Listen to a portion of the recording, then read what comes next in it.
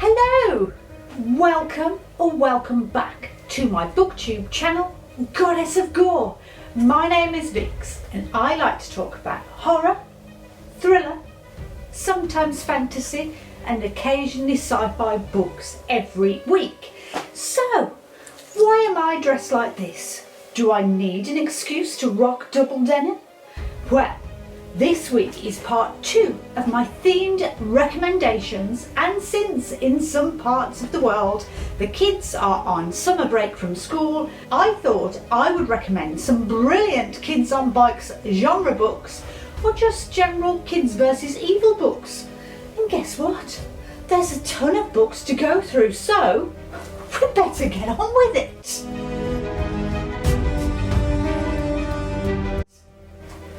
So, something I need to point out about these books I have chosen. The kids in these are just normal kids. None of them have powers because that would be a whole nother video. And nor do they involve a human evil. No slashers, no bullies, no government agencies.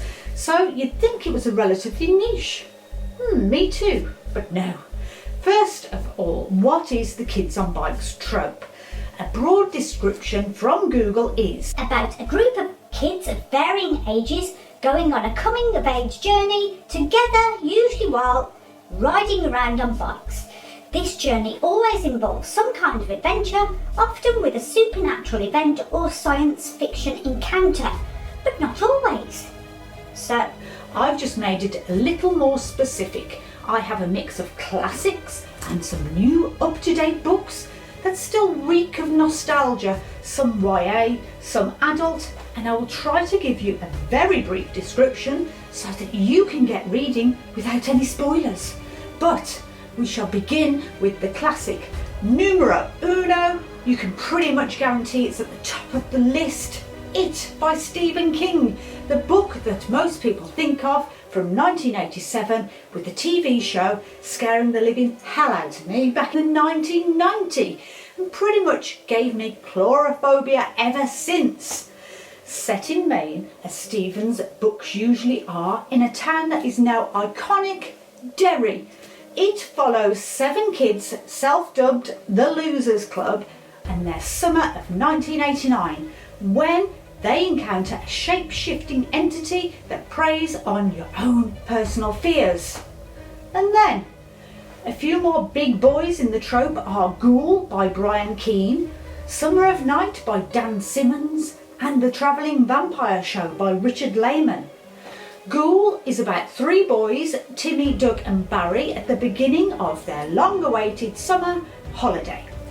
But when people start going missing and they soon realise if they want to live until September, they're going to have to deal with a thing in the cemetery. Dan Simmons' classic is set further back in the summer of 1960 on the last day of school in Elm Haven, Illinois.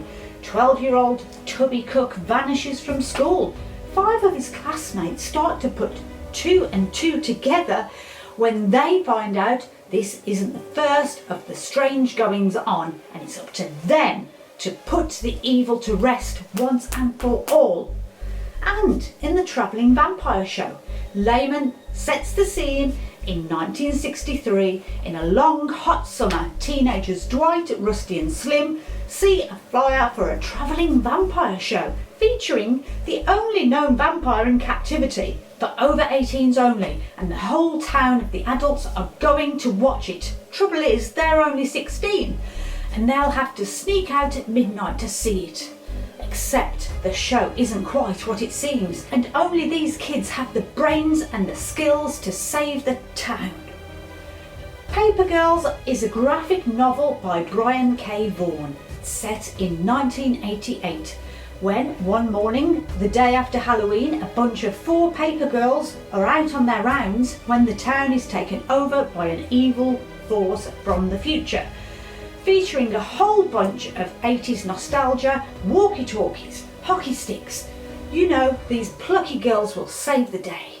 Back to the classics next with Something Wicked This Way Comes by Ray Bradbury, of course, also set at Halloween, following Two 12-year-old boys on the cusp of their 13th birthdays. They go out to watch the carnival arrive into their town, eagerly awaiting the opening day. Unbeknown to them, the carnival leader, Mr. Dark, is an evil force who seems to have the power to grant the townsfolk secret desires. But at what cost? Can the boys go face to face with the malevolent evil carnival and Mr. Dark and save the people of Greentown? Once again, set on Halloween night, it's The Halloween Tree, also by Ray Bradbury, about a group of 8 boys out trick-or-treating for the night on their way to meet the 9th friend, Pipkin. They get there in time to watch poor Pipkin being whisked away by some evil force. Is he alive or is he dead?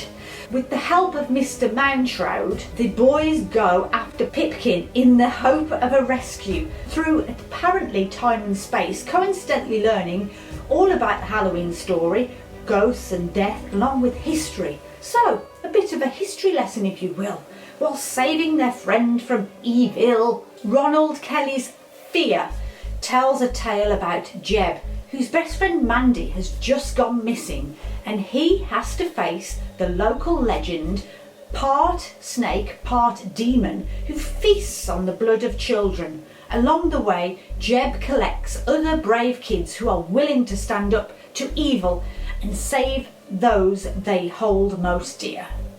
Next, a couple of books by John Saul, In the Dark of the Night and Black Creek Crossing. Black Creek Crossing tells the tale of poor outcast Angel who moves into a new house with her abusive alcoholic father, but she soon meets up with fellow bullied kid Seth.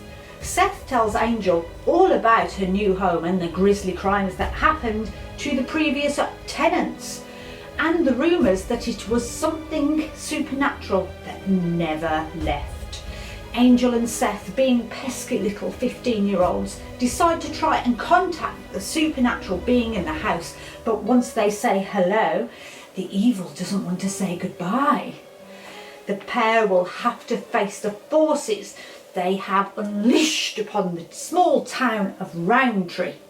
But will they save the day? Gord Rollo wrote his Kids vs. Evil books called Crimson, about a legacy of evil in a town in Canada, set in the lives of 4 boys when one of their friends falls into a well on the farm of one of their friends. They awaken the evil that has been lying in wait for 20 years, and for one of the boys it will set in motion a series of events that will ruin his life forever. The Sawkill Girls by Claire Legrand. And I have to say, the girl gangs in this list are few and far between, could do better on their end of year report. Set on an isolated island of Sawkill Rock, it follows 3 girls, Val, Zoe and Marion, who decide to take matters into their own hands as the newcomers in town, where the disappearances of girls has been going on unsolved for decades. And the campfire legend tells of a monster who takes them. So, what is it? Human or supernatural? These 3 girls are damn well going to find out and put an end to whatever evil is out there. Tristan's Strong Punches a Hole in the Sky by Kwame Mabalia is a relatively new book about a young kid called Tristan who, after a bus accident he survives while his best friend Eddie died, is dreading staying at his grandparents' for the month during his recuperation. His first night on his grandparents' farm, a creature shows up and steals the only thing he had left of his dead friend, the journal Eddie used to write down stories in. Clinging onto it for dear life, Tristan accidentally punches a tree and opens up a portal in the sky to a place called Mid-Pass. Tristan begins an adventure with African-American folk legends John Henry and Brer Rabbit to fight some West African gods. Think Percy Jackson, except African instead of Greek gods. Another graphic novel, and this time it's Joe Hill with Lock and Key.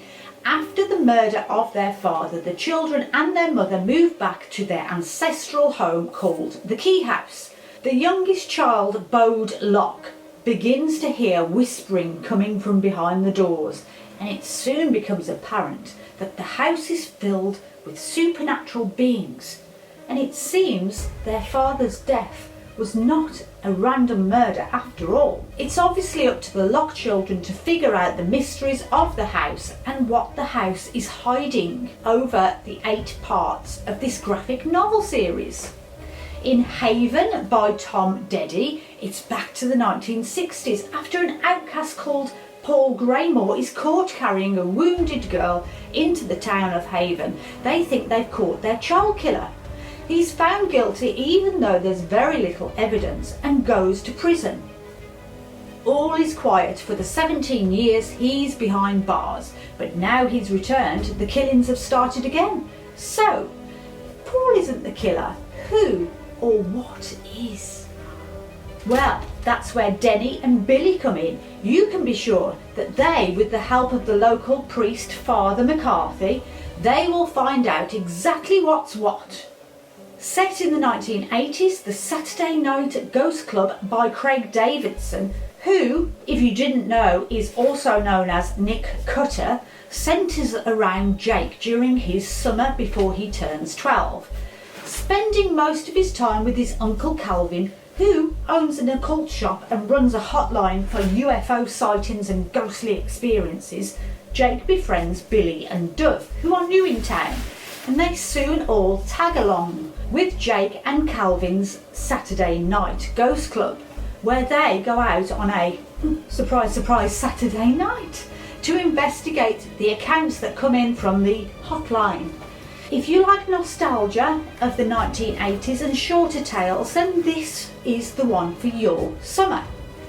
From short to long, incredibly long, with Nosferatu by Joe Hill again. Now, this book could have been written about me. I mean, my name's Victoria and I too had a rally bike. A rally grifter in fact, but that's where the similarities end, because this is a supernatural being book. I didn't have a supernatural childhood. So this whopper at almost 700 pages, but it can be shaved down to just a couple of sentences. Victoria, as a child, rode across the bridge and found herself transported into the evil world of the very creepy Charles Manx, who takes kids for a ride in his ancient Rolls Royce to his Christmas land, where they can eat all the sweets they want. Every day is Christmas and there's no adults to stop them doing whatever the hell they want. After a lot of sinister goings on, Victoria becomes the only kid to have escaped the magical Christmas land and put Manx behind bars. Victoria is now all grown up and not in the best of mental health after her strange and unusual childhood, but she's trying to get through life as best she can when her son goes missing. She knows exactly who has taken him, so she must face Manx once again. In The Demon King by Eric Henry Vick, the sleepy town of Onika Falls is the apparent ground zero of supernatural activity in 1979, and for one 11-year-old, Benny, when his friend Toby goes missing, he begins a hunt. Before he can fall foul for the same fate as his friend, Benny's family decide to escape the town. Fast forward to 2007 and the town is now overrun with demons. And when Benny learns that more children have been going missing, he decides to go back and get rid of the demons once and for all. But he isn't the only person to return. 2 others join him and rid the town of its demons. Set in the 1990s, Bleak Creek, North Carolina, The Lost Causes of Bleak Creek by Rhett McLaughlin weaves a novel of sleepy Baptist town. Behind its cheerfulness, the teens of Bleak Creek live in the fear of Whitewood School. It has a 100% record of putting naughty kids back on the straight and narrow. But not everyone makes it out alive.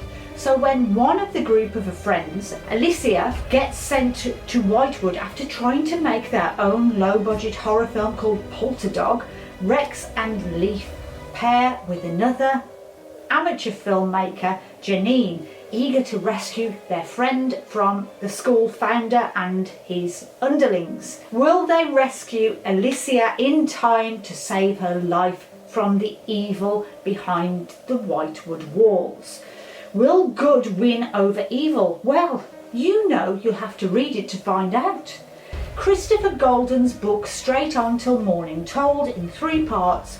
Firstly, in the 1980s with 13-year-old Kevin with his brother and the neighbourhood kids. Idle away their summer until he decides to tell the beautiful Nikki how he really feels about her. But Nikki has a boyfriend, Pete, and he's bad news, big time.